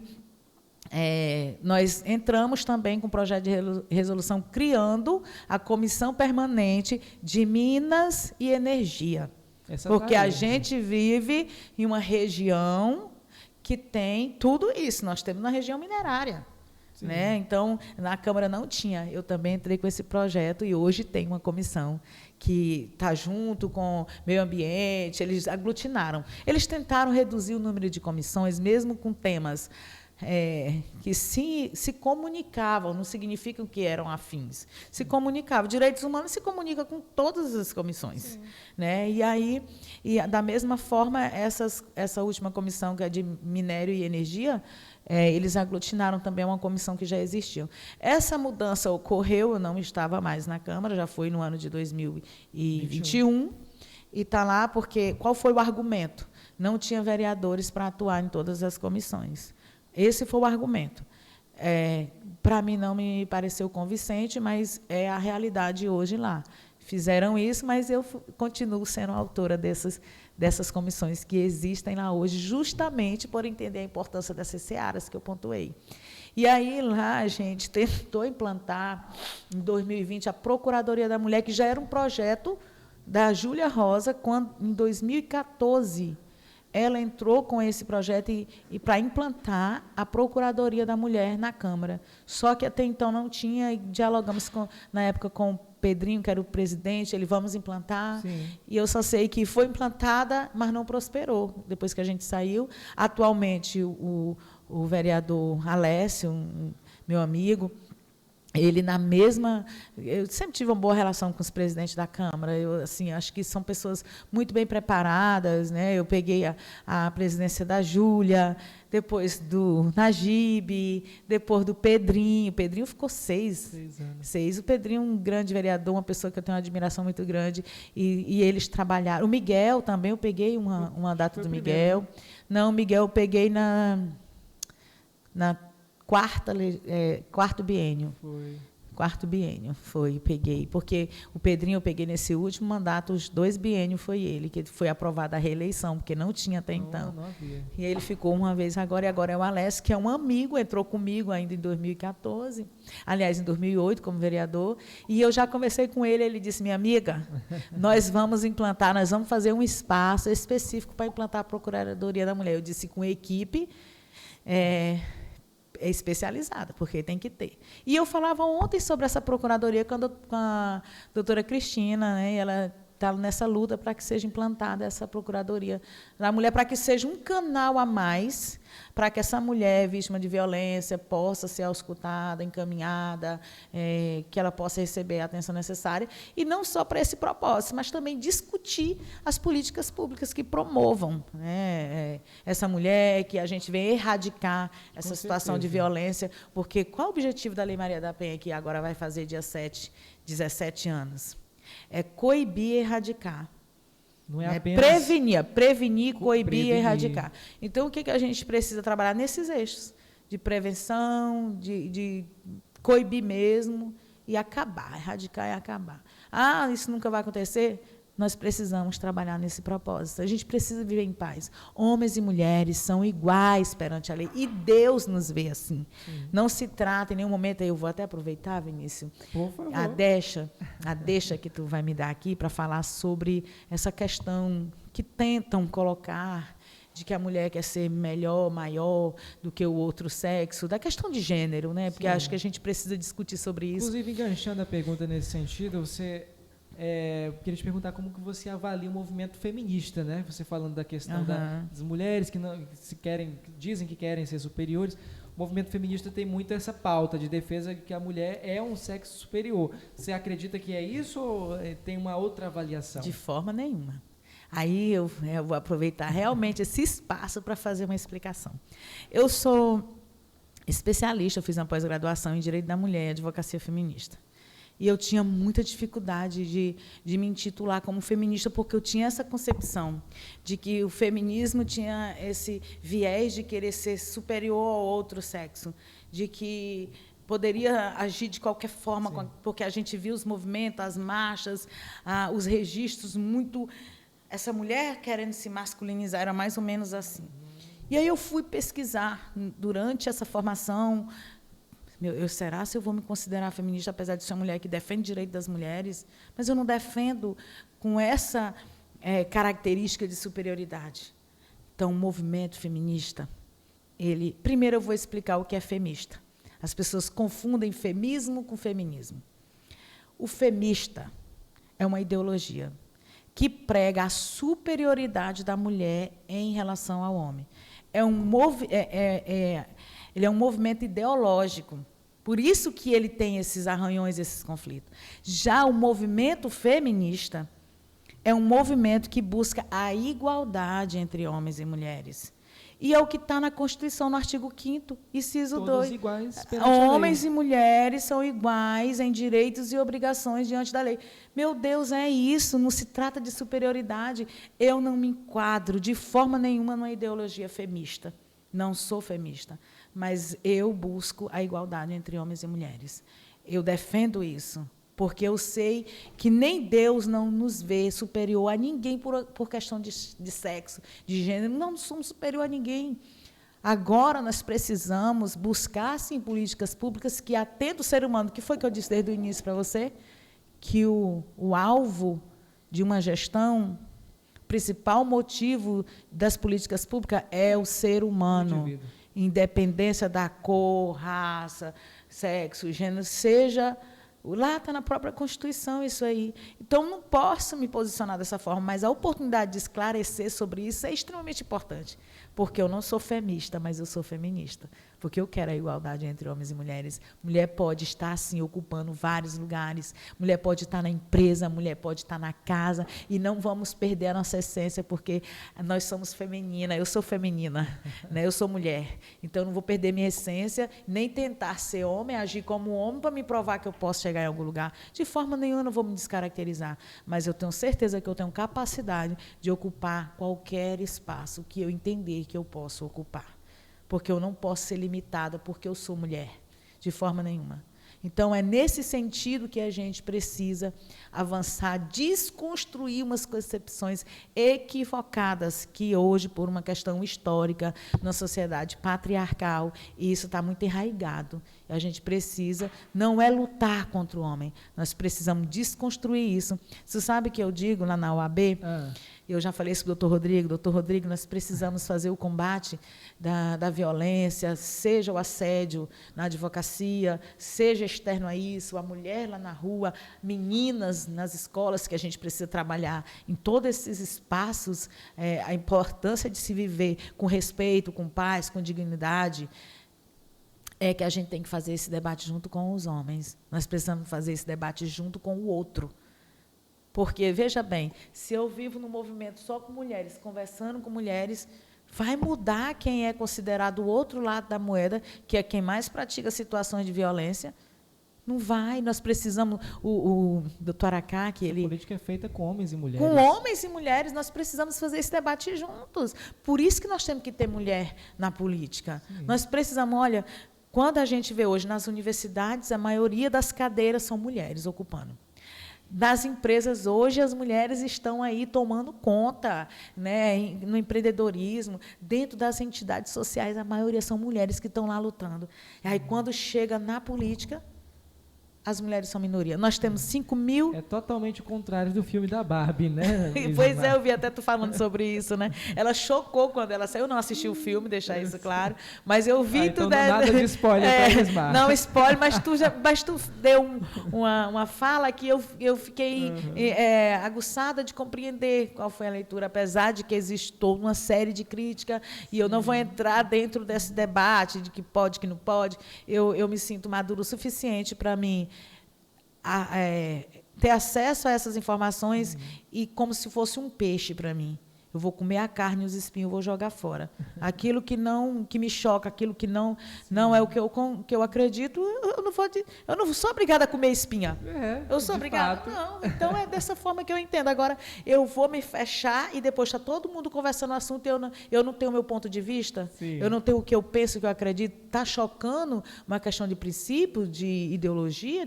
Está chocando? Mas eu continuo com o meu ponto de vista. Mas aí, eu acho que essa questão de fechar, eu acho que é uma ignorância muito grande. Total, velho. De ignorância. Se abrir todas as opiniões, tem informar, filtrar tudo que há de bom e ruim. Eu me lembro quando eu era criança, meus pais, nós fazíamos culto doméstico em casa todo dia, 6 da manhã, porque 7 horas o comércio tinha que abrir. E eu, por ser mais velha, de mais 4 irmãos, nós somos 5, todo dia nós fazíamos a leitura da revista da escola dominical, e eu lembro que a maior preocupação da minha mãe era que nós fôssemos alicerçados na nossa criação, nossa formação de caráter, de princípio, com os valores cristãos. Era essa a preocupação. E isso rege a minha vida, mas eu entendi que eu estou aqui para amar, foi isso que Jesus fez. Quem foi a grande liderança do cristianismo, que é o motivo de nós termos isso? Todas as atitudes dele foram acolhedoras. Todo gesto de Jesus marca. Quando eu começo a ler, quando eu começo a ver, eu fui a Israel em 2010, e eu me lembro que eu me emocionava em cada ambiente, que eu via a história da Bíblia naquilo ali, e como que Jesus foi fantástico. Jesus foi assim, Jesus é uma referência para mim, de amor ao outro. Jesus ia onde ninguém ia, Jesus falava com quem não se podia falar, né? E ele não perdeu a essência dele, e nem a missão dele, porque ele conversou com alguém, porque ele dizia o ponto de vista dele, ele não era obrigado a acatar o que o outro não queria. Até sobre os impostos ele dizia que dá a César o que é de César. Então, assim, Jesus viveu isso aqui, deu a maior lição, né? Jesus deu a maior lição de como viver na Terra, de como viver com o ser humano. Então, para mim, ele é a maior referência. É Jesus. Então, só que eu também entendo que, assim como ele, eu preciso conversar, eu preciso ouvir, eu preciso ser esse elo, entendeu? De transformação, de mudança. Porque todo mundo quer viver bem. Uma pessoa que não quer viver bem, perturbada, uma pessoa que tudo está ruim, meu Deus, essa pessoa precisa de misericórdia, né? Porque é muito ruim. Então, é nesse sentido, Vinícius, que eu penso que rege a minha vida. Mas eu não me sinto no direito de determinar como o outro tem que ser, não. De forma nenhuma. Eu tenho uma responsabilidade de formação de caráter com meus 2 filhos na minha casa, de conversar com meu marido como é que nós vamos educá-los, né? E o princípio que eu tenho, o princípio cristão, ele norteia, sim, a minha vivência. Mas eu também aprendo cada dia com o maior líder da história de que a gente tem que amar o outro como a si mesmo. Gente, é um grande desafio, mas nós precisamos fazer isso. Então, em relação a isso que está na vivência do dia a dia, em que muitas coisas nos chocam, a maioria são falta de amor. A intolerância faz com que as pessoas se sintam no direito. Gente, hoje as redes sociais é um absurdo. Os julgadores, os haters atacam alguém gratuitamente. Não tem o sentido de ser, as pessoas vão lá e atacam. Gente, eu vejo coisas que eu, sinceramente, eu digo, não tem nada a ver isso. Encorajou mais as pessoas, porque antes da internet ninguém tinha coragem de falar na cara aquilo que hoje, atrás de um perfil, né, na internet as pessoas acabam falando, cometendo até, muitas vezes, ilegalidades, né, ofensas pessoais, crimes virtuais. Isso, então, realmente, mas não é território sem lei. Não é. A gente precisa... E aí, claro que a gente tem nossa crítica, por exemplo, hoje com a judicialização de tudo, né? E aí uma certa confusão do papel do judiciário, do legislativo. A gente faz uma leitura disso aí. Mas eu tenho aquilo que eu acredito que vai guiar meus passos. E aí nós falávamos sobre essa questão da participação da mulher dentro dessa perspectiva de que nós precisamos avançar nessa participação, uma vez que nós somos a maioria das mulheres. Eu comecei a dizer para ti que nós temos 5.570 municípios no Brasil. Nós só temos aproximadamente 13% de mulheres prefeitas no Brasil.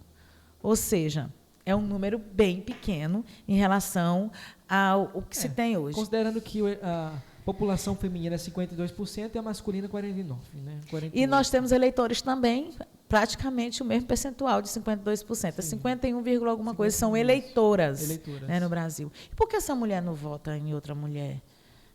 Aí tem gente que fala, porque a mulher... Não é isso. Essa mulher não tem um sentimento de pertencimento, de que a mudança que ela quer está com ela. Como é que ela acostumou? Chega o pai, chega o marido e diz, tu vai votar em fulano. E eu conversava no mês passado com o prefeito... Esse mês eu conversava com o prefeito Renato Ogawa, de Barcarena. Ele é o vice-presidente do nosso partido. E eu conversava com ele, falando que a gente precisa trabalhar isso dentro do partido para que as mulheres tenham interesse e se sintam fortalecidas para serem candidatos. Ele disse, sabe, Irismar, o que mais me chama a atenção é que as mulheres mais ativas, que estão sempre com a gente, não mede esforço, são as mulheres nas nossas campanhas. Eu disse, porque elas não entenderam que elas podem ser protagonistas. Elas são as coadjuvantes.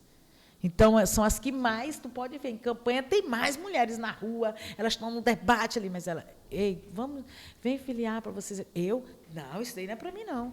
É isso o primeiro momento. Então, a gente precisa trabalhar para que as mulheres se sintam instrumentalizadas, e aí precisa das ações afirmativas. A gente já avançou em alguns pontos, já percentuais, por exemplo, quando tem que ter 30% de mulheres, não, a lei diz 30% de gênero.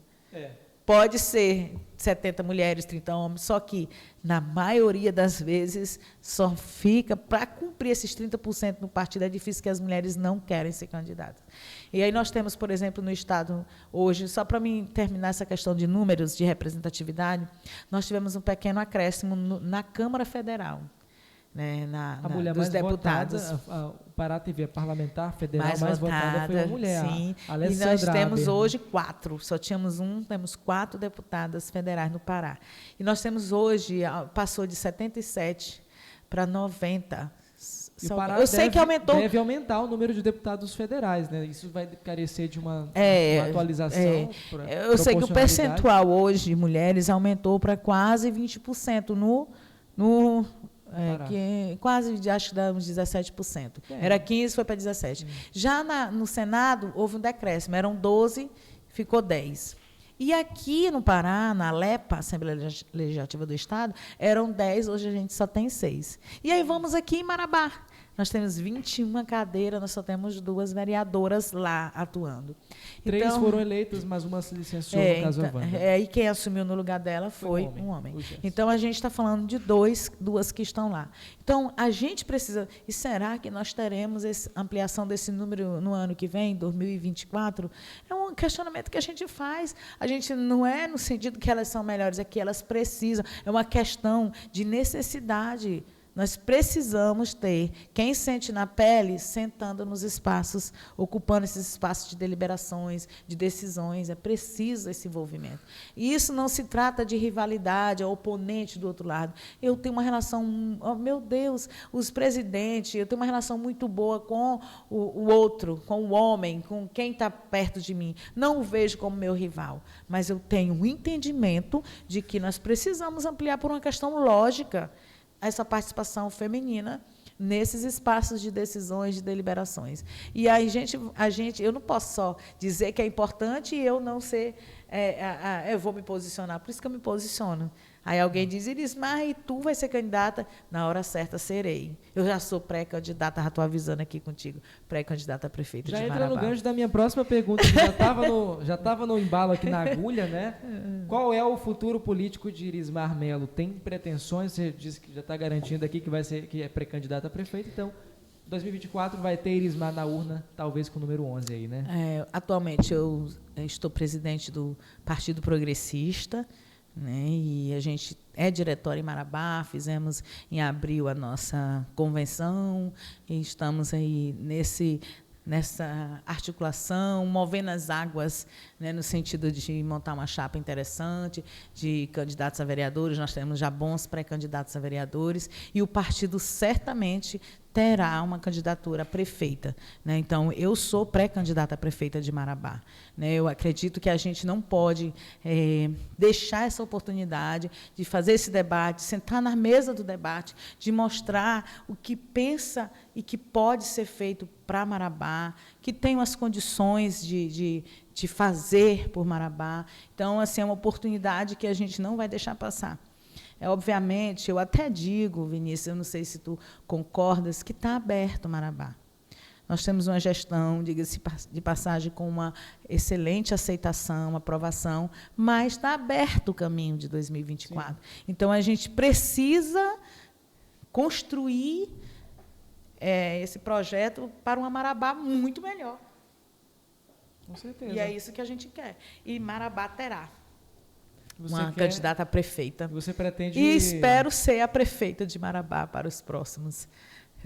E cumprir a profecia. Sim, certamente. Realmente há uma indefinição nesse cenário, né, para a disputa majoritária. Isso, sem dúvida, abre-se uma possibilidade para todas as vertentes, para todas as ideias. Sim, o caminho está aberto. Com a saída do titular. Até porque você comentou no começo de que seria difícil, né, uma candidatura na reeleição do atual prefeito, como foi a tua em 2020, não é? Sabia-se já ali, já era um consenso de que ele teria alcançado a reeleição, alcançou e foi até surpreendente. Sim. O que surpreendeu foi a quantidade de votos que obteve. Que seria eleito, a gente já tinha uma noção. Sim. Agora foi uma eleição muito... eu digo expressiva, né? A votação foi expressiva. Sim, mesmo assim deixou ainda uma boa possibilidade para os candidatos que concorreram naquele pleito, né? E você foi uma delas, obteve uma colocação ali importante com uma quantidade de votos expressiva, que foi, aliás, a tua maior quantidade de votos em Marabá, né? Sim. Concorrendo no cargo. Não, aliás, na disputa municipal, né? Porque na disputa estadual você alcançou Eu outras tive votações, 11.360 que foi na como disputa deputada estadual, né? dentro de Marabá. Mas na municipal...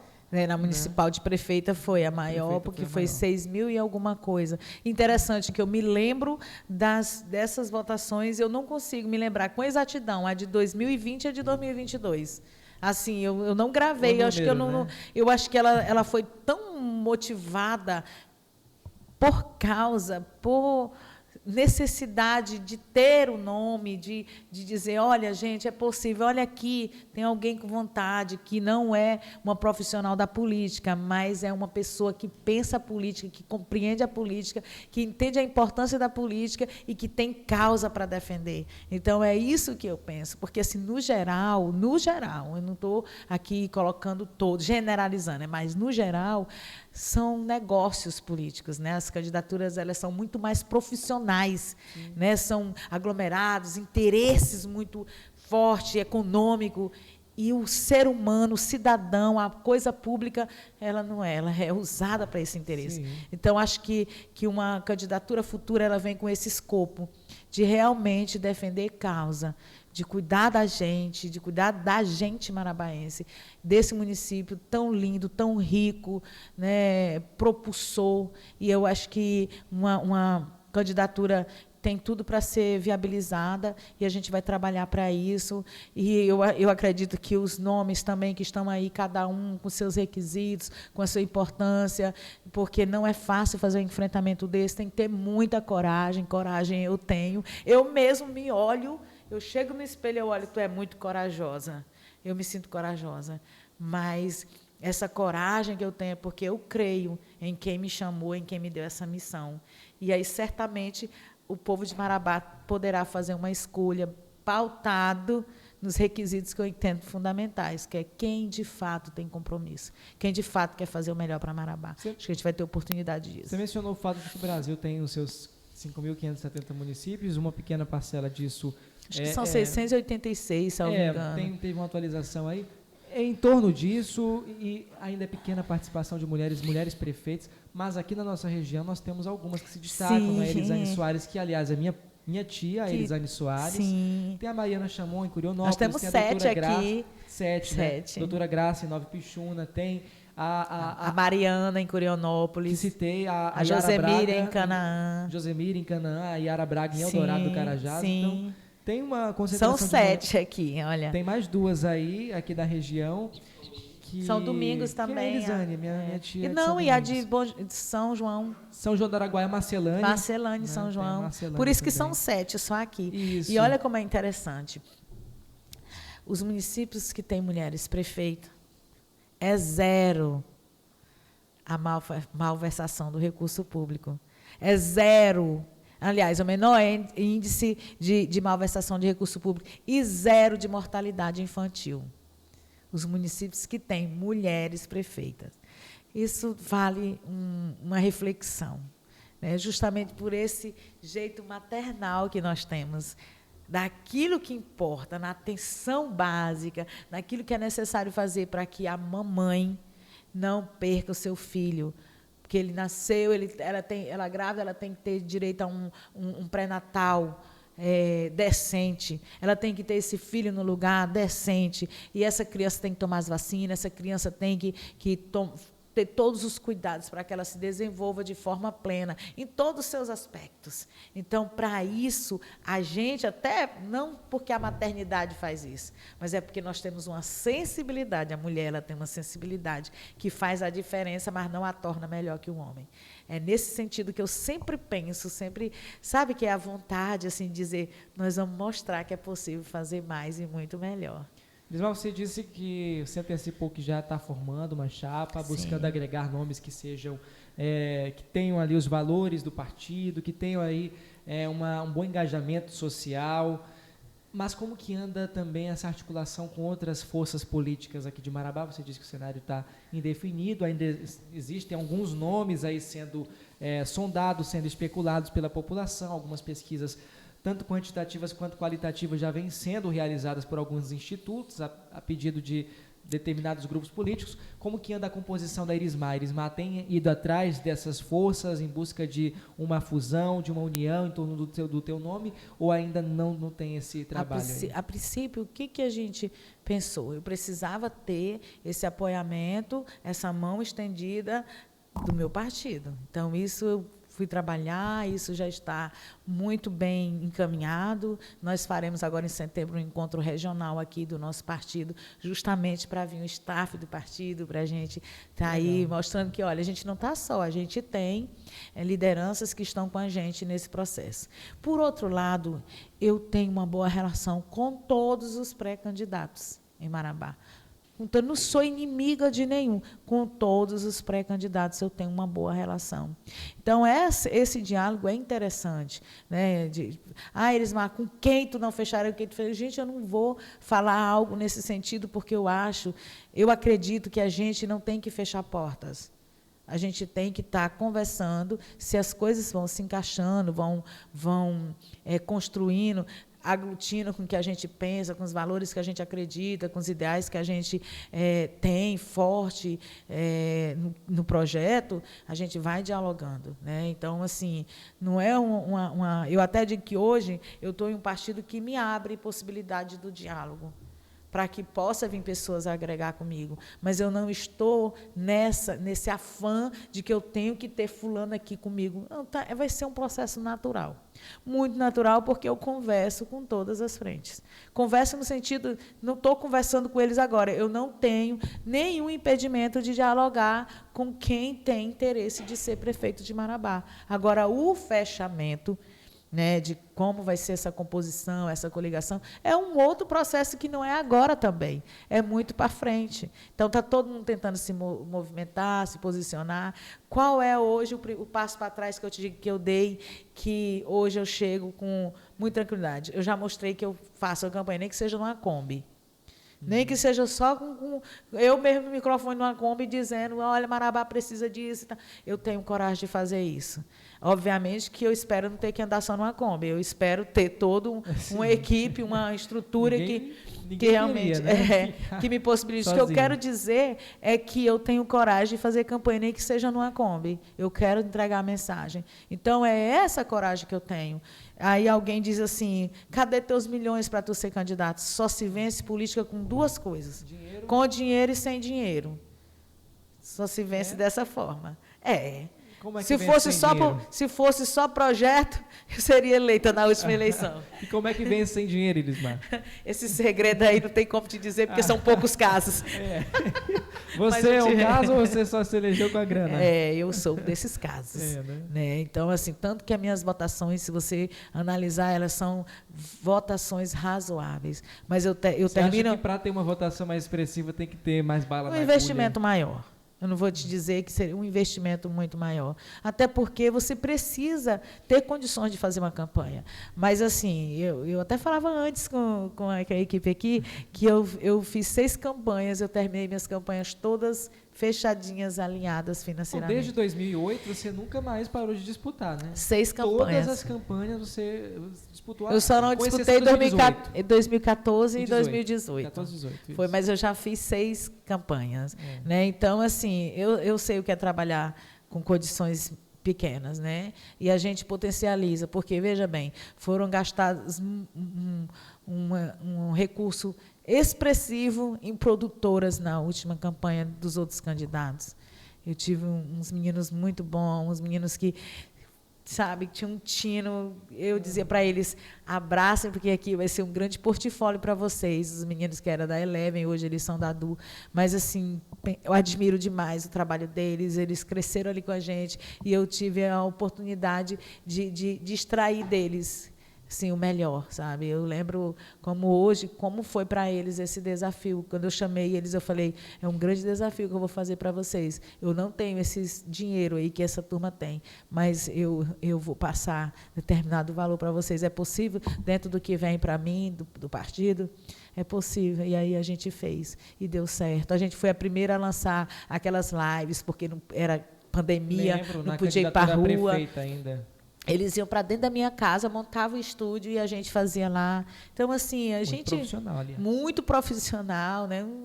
Eles não perdem para ninguém. Para mim, eles são, até pelo perfil deles, são muito criativos e tá fechado. Hoje aumentou muito o valor deles. Mas quem sabe, né?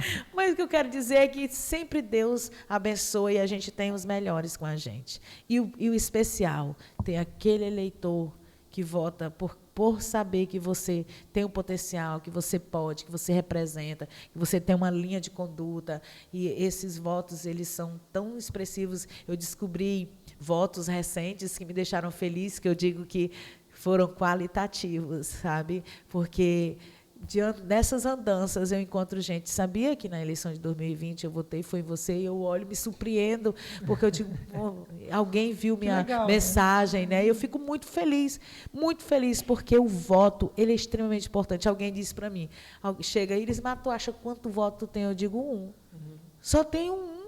Seu, né? Agora eu vou correr atrás dos outros, né? Eu vou buscar, conquistar. É isso que a gente faz, né? Quem vive política é isso. E é justamente por entender a importância da política que eu sou uma militante política.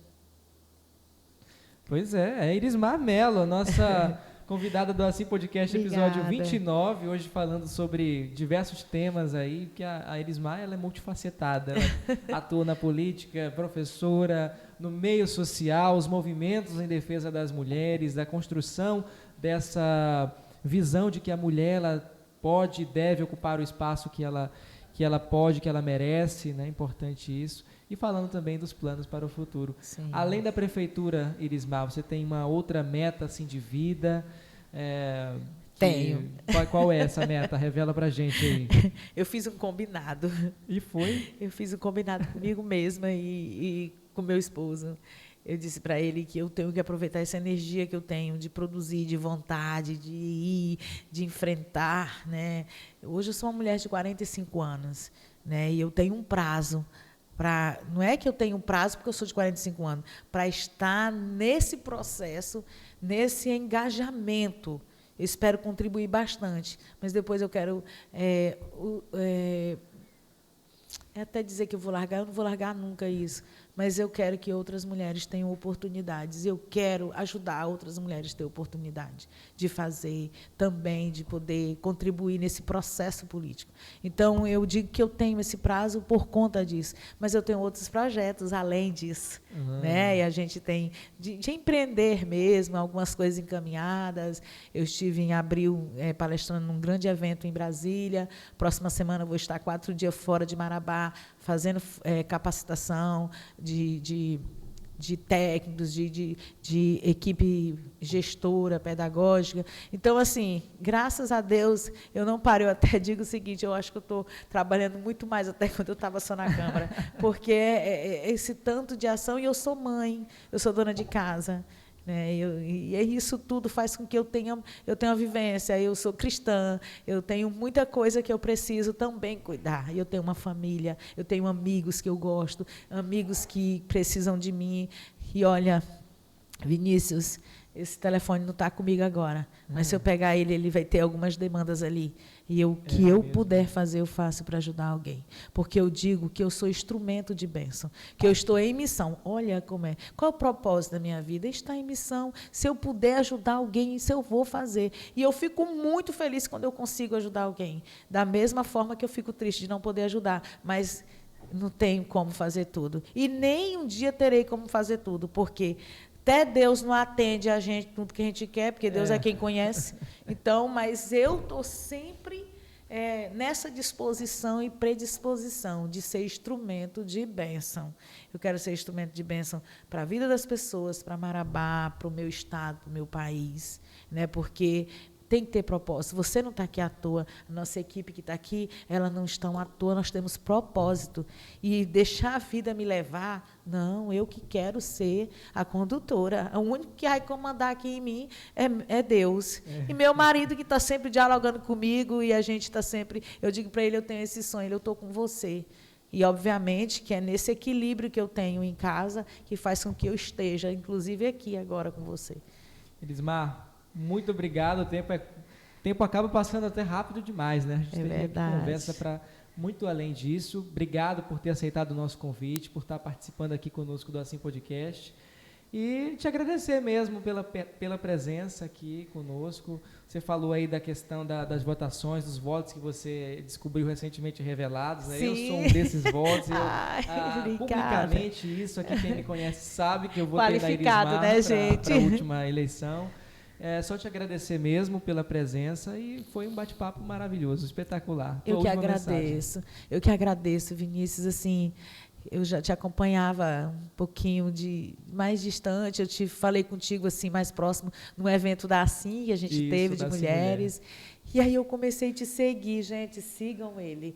Vai lá, Vinícius Vieira Soares, meu nome Todos juntos, Vinícius Vieira Soares, ele está sempre dando um ponto de vista sobre aquilo que está na atualidade, temas bem interessantes, eu achei super legal. Um garoto jovem, 21 anos, mas com uma capacidade de fazer essa interação impressionante. Você vai longe, garoto, parabéns. E é um futuro operador do direito, está fazendo direito. Está na comunicação, muito bem posicionado. E assim, eu gosto. Por que eu falei dos garotos, que era o Vinícius também e o Breno, né? O Breno Popeu. Vinícius Lira. O Vinícius Lira e o Breno. 2 garotos jovens, mas com muita vontade de fazer. Né? O Breno Popeu, que, inclusive, a nossa relação é muito antes dessa candidatura de 2020, Sim. mas que eu sempre admirei ele e a família dele. E aí ele trouxe o Vinícius e eles fizeram um trabalho espetacular. E eu me lembrei agora, olhando para ti, deles, porque eu vejo isso em você, esse potencial gigantesco. Você vai longe, garoto. Inclusive, eu recebi com o Lira, com o Vinícius, a comenda de mérito jornalístico no último Câmara. Dia da imprensa na Câmara. Por falar em comenda, agora dia 9, na terça-feira, terá uma sessão, uma homenagem ao Dia da Advocacia. Legal. E então, eu fui escolhida. Ontem, porque a gente está no dia 10 hoje, né? Então quarta-feira. Aliás, dia 9 de agosto, no caso? Não, então vai ser depois. Sim. Vai ser depois. Me perdi no espaço-tempo aqui. Dia 9, passando a semana que vem na outra, né? Depois.